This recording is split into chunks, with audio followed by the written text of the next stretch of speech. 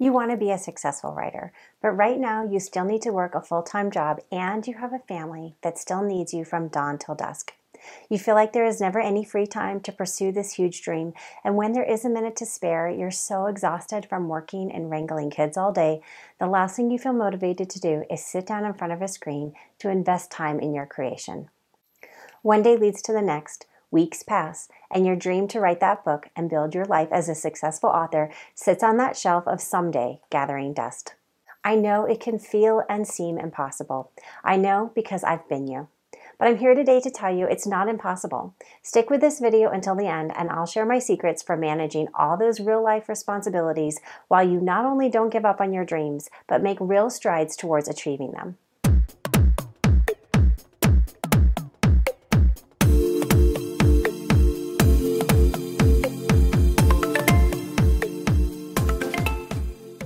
Hi, I'm Rebecca Taylor, an award-winning and best-selling author. I love reading, writing, and helping fellow creators achieve the life of their dreams. Please subscribe and click the bell icon so you're the first to know when I upload new videos. I know it can seem unfair, this feeling like you have to choose between doing what you have to in order to support yourself and the people you love and following your talent and passion by creating the art you love. It is unfair because it's not even a choice.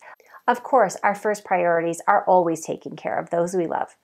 Maybe you're just starting out with this writing gig, or perhaps you've been doing it for a few years, but haven't yet found your stride or experienced much, if any, external success that would help you justify to yourself and to those that have expectations on you that this dream is even worth pursuing.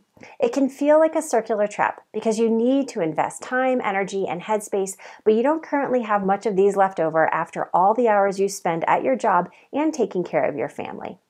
You may start to avoid your story because it's too hard to find the time. You may even stop reading other books, something you've probably always loved, because it invokes so much pain and jealousy knowing that other authors are able to do this thing you so desperately want to. You may give up on this part of yourself completely, even though you know you will likely have regrets for the rest of your life.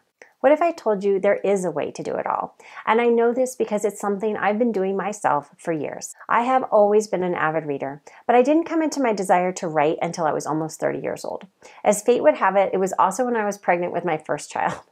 My desire to write showed up at exactly the precise time when I was least likely to have time, energy, or headspace to do much about it. I'll be honest with you, it took me 5 years to write my first book.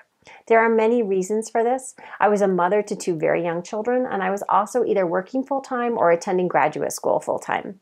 Writing was something I loved, and I vaguely hoped something might eventually come of it, but I also didn't really know what I was doing yet. But I was learning, gaining experience, both in my craft and about the publishing industry. And when I finally did complete that first book, a fundamental shift happened within me, because I now knew I could do it. Okay, great. But now you may be wondering how. How did I find the time?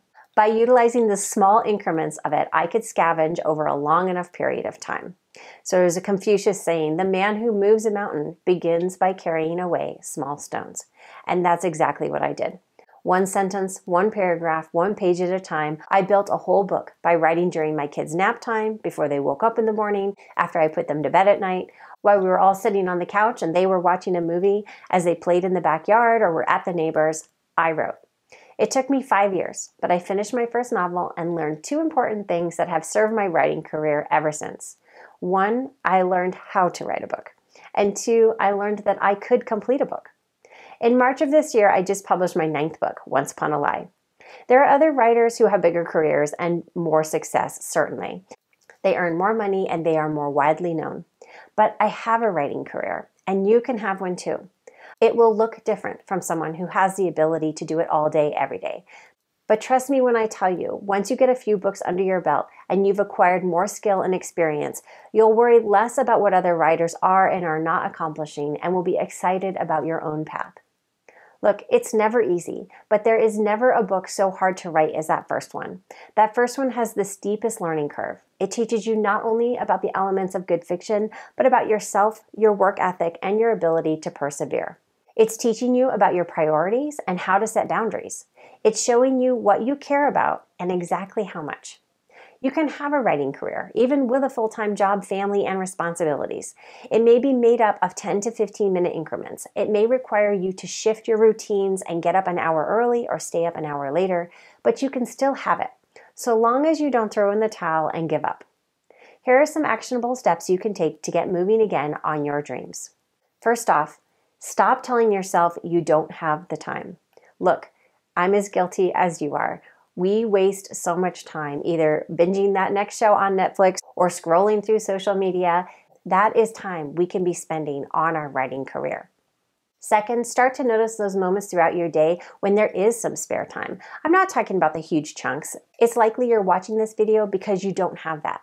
I mean those 15 minutes here and there where you could and can be working on your manuscript. Third, keep your manuscript at the front of your mind. We get busy with our day job and our kids, but there is time throughout your day when you can be thinking about your manuscript. Often this is when most of the real writing is happening because we're generating those ideas, characters, setting, and the plot that we will eventually put down on the page. Which brings me to my next tip.